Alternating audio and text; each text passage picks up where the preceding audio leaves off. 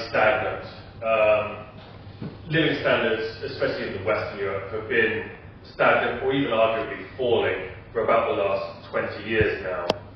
And if we look at some metrics for the level of innovation in Europe relative to other parts of the world, for instance, if we look at the number of unicorns, that is the number of startups that attain a valuation of $1 billion or more, there are 793 in the USA, and in the whole of Europe put together, including Britain, there are 135, of which 52 are in Britain. And in Singapore alone, that tiny island state in Asia, there are 22. So 1/6 as many as every country in Europe put together. If we look at the top 25 tech companies in the world today, you'll see obviously quite a few from America. You'll see Amazon, Google, Microsoft, and so on. You'll see several from South Korea, Samsung, LG, I think Hyundai is in the list. And of course you'll see a few from Japan and a few from China. There's only one country from the whole of Europe in the top 25, one company from the whole of Europe. So this is the state that we're in Europe. But remember, it really wasn't that long ago, 20, 25 years ago, that just about everybody I knew had a European mobile phone. So this has really set in over the last 20, 25 years. And of course what has resulted from this is the stagnant or even arguably falling living standards that we see for most people in Western Europe over this period. But what I want to actually talk about today is something more critical, because I think in the unfortunate event of a war, this will become life and death. Now, Barbara mentioned some of the books that we're working on with Spring and Nature. So these are peer-reviewed academic books to be used for teaching in universities. And one that we're working on at the moment is called Defense and Security in the Age of AI and Robotics. And my co-editor for this is a British Lord who is chair of the House of Lords Committee on AI and Weapons Systems. And we are inviting many of the top experts from around the world to write chapters, ranging from very senior military people from different countries, legal experts from Oxford University and many other top universities, think tanks that specialise in these areas, and people from industry as well. And this is where this lack of innovation in Europe could really become a disaster in the future. When we think about the important role that technology has played in military dominance historically over the last few hundred years, in the world that we're moving into, that dominance that comes from technological power will only grow. Now, if we think for a moment about robotics, China, for instance, China and the US are really taking the lead.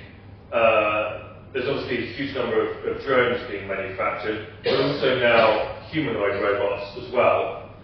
And the robotics industry in China and the US really dwarf what little we have in Europe. Now, some of the people writing chapters for our book on this topic argue for a complete ban on quote-unquote killer robots. Now, one group, for instance, is called the Campaign to Stop Killer Robots, and they've had many luminaries sign their public letters. Elon Musk, Stephen Hawking, Stuart Russell, quite a few Nobel Prize winners. Many people have signed these open letters to ban killer robots. Now, one of the issues here, and I talk about this in the chapter that I'm writing for this upcoming book, is what I call technological fungibility. Now, in economics, fungibility is when one unit is interchangeable with another. So gold, for instance, is highly fungible. 1 ounce of gold is pretty much perfectly fungible with another ounce of gold. Paintings, for instance, are not perfectly fungible. You could have 2 paintings, for sake of argument, both worth exactly $30 million, a Raphael and a Rembrandt, but they're not fungible. But with robotics, and especially humanoid robots, one unit can easily substitute for another unit. So whereas in previous military epochs, tanks, cruise missiles and fighter jets did not have peaceful civilian uses, when we look at humanoid robots and other forms of robotics, there's a much higher level of technological fungibility. So that's where we get into this difficulty where our lack of innovation in Europe becomes an existential threat in the event of some form of conflict. So whereas many European policymakers see these robots being made in other parts of the world and think, oh, that's nice, they can be doing the laundry, they can be cleaning the streets, whatever it is. Whilst the Secretary General of the United Nations has said the whole idea of killer robots is quite politically unacceptable and morally repugnant, I think we also need to ask ourselves, in the event of a major conflict, what do you think, for instance, China is going to do with all of those robots? Are they still going to be cleaning the streets and doing the washing up while humans go into battle and get impaled with a bayonet? That, of course, seems like quite a preposterous scenario. So, whilst I would agree at a sentimental level with the Secretary General of the United Nations and all of these other luminaries writing on this topic to ban killer robots completely, I think you can understand the difficulty here. Technological fungibility essentially means, in the age of AI, the same machine can become a weapon or a tool simply by changing its instructions. Now, what that really means is, if we think back to nuclear weapons, you may be completely against nuclear weapons, and I would agree with that sentiment as well. It's a horrific prospect. But surely the worst scenario of all, is if in the West we did not have any nuclear weapons, but geopolitical opponents did have nuclear weapons. That really would be a very dangerous world. And I think we have a similar scenario here with robotics, essentially with our complete smothering of industry with bureaucracy and often, frankly, just a negative mentality in Europe. And I include Britain in this. In fact, Britain is one of the worst, so I don't think I'm coming here preaching or anything. It essentially, whereas in the Cold War there was talk of unilateral disarmament of nuclear weapons, this is more like unilateral disarmament of technological innovation, in a sense, but it could be just as deadly. Now, there are a couple of other factors which, if anything, magnify this threat, and I talk about these in the chapter that I'm writing as well, and we've done a number of events on these as well, recently with some experts from the military and also people from the Lords who've worked on these issues for years. And one issue that I talk about in this chapter is what I call ambient conflict. We're moving into a world where there's this constant conflict going on below threshold, or sometimes even crossing over the threshold.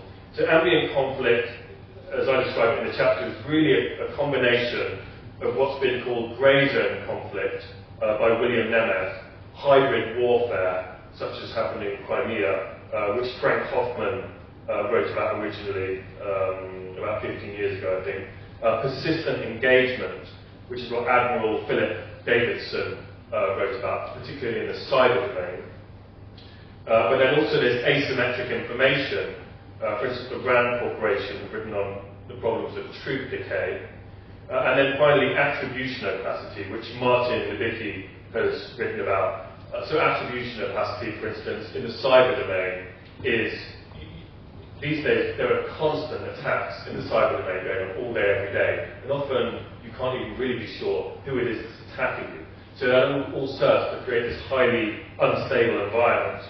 So whereas in the Cold War, conflict was episodic, there was either a war or there wasn't a war. What we're now moving into is an era of constant ambient conflict in the cyber domain, and even when we look at these drone incursions that have happened both in Europe and the US, this is moving out of the cyber domain and into the quote-unquote real world.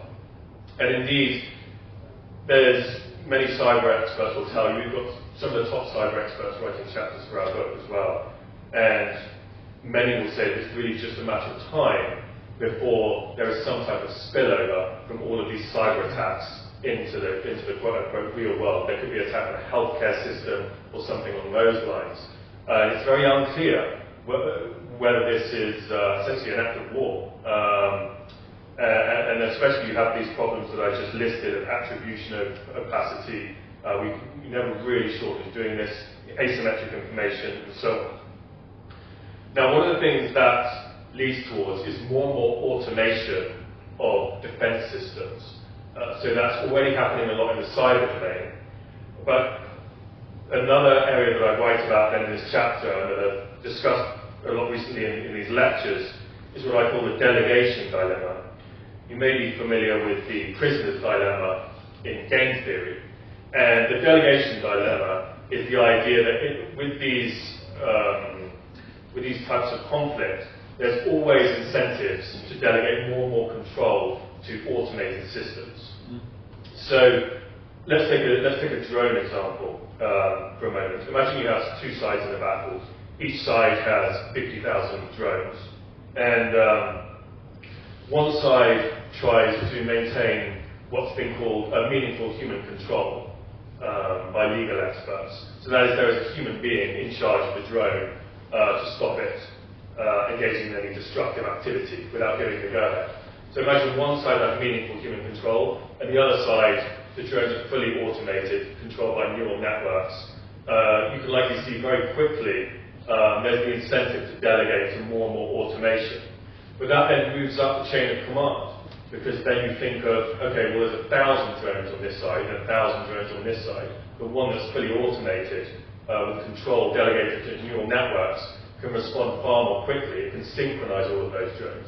But that then moves right up to the level of the 50,000 drones as well. And this, I think, is coming sooner than most people think. I gave a talk at the Military Officers Club in Brussels a few years ago when all this was way on the horizon. And the term that I used was the algorithmic cracks and heights. So at the Battle of Austerlitz, Napoleon won the battle in large degree by taking the cracks and heights and was able to thereby dominate the combined forces of Russia and Austria. Now that was, of course, topographical. When I talk about the algorithmic cracks and heights, it's attaining that algorithmic dominance where decision making is faster, it's more adaptable, and so on. So with this form of conflict that we're moving into, in battles, it'll be whoever takes the algorithmic cracks and heights that wins. And it will overwhelmingly, much of the time, be whoever delegates more of their control to these automated systems. Now, I just wanted to quickly illustrate this using an example, which I used. I gave this example at a talk at Oxford University 2 or 3 weeks ago, and it really, people liked it. Now, if you think about a human drone operator, for instance, like in Ukraine at the moment, so they're looking at a screen, controlling this drone. For the information to get from the screen, the retina photo transduction, it takes 5 to 10 milliseconds. For the information to travel from the retina to the visual cortex, and then for the early processing to take place, is 20 to 40 milliseconds. The visual processing and recognition, 80 to 150 milliseconds, and then decision formation, optimistically, 100 to 300 milliseconds. But of course, it may well take a second or more for a human to make a decision. And then motor command and finger actuation, 70 to 150 milliseconds.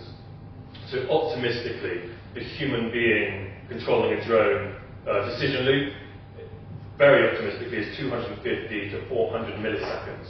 But of course, they may well take more than a second to respond. Now let's think of a fully automated drone. Sensor capture, 8 to 20 milliseconds. Image pre-processing, 1 to 5 milliseconds.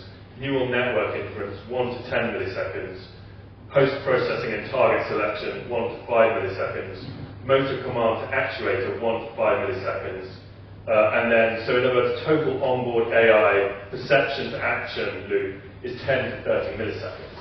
Now, if you remember, for me, for the information to get from the screen to your retina, and just for the visual cortex and for the initial processing to take place, not the pattern recognition, just the initial processing, could be 40 to 50 milliseconds. So by the time that's happened, the other drone has already reacted and may well have shot down your drone. So this is the world that we're moving into.